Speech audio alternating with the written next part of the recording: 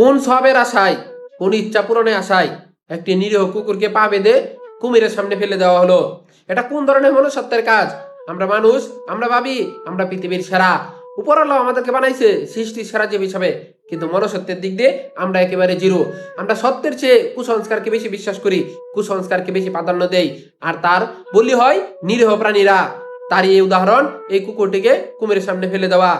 আমরা মনুষ্যত্বের দিক দিয়ে কোনোভাবেই ভালো মানুষ হতে পারিনি। আমরা আমাদের মন মানসিকতা একবারে পাগলাটে হয়ে গেছে। এই কুকুরটিকে যে কুমিরের সামনে ফেলে দেওয়া হলো, এটা কোনো ভালো মানুষের কাজ হতে পারে না।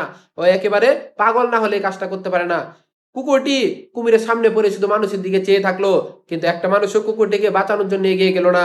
সবাই শুধু ভিডিও করছিল, কারণ ভিডিওটা করে ফেসবুকে ছাড়লে ভাইরাল আর ডলার আসবে।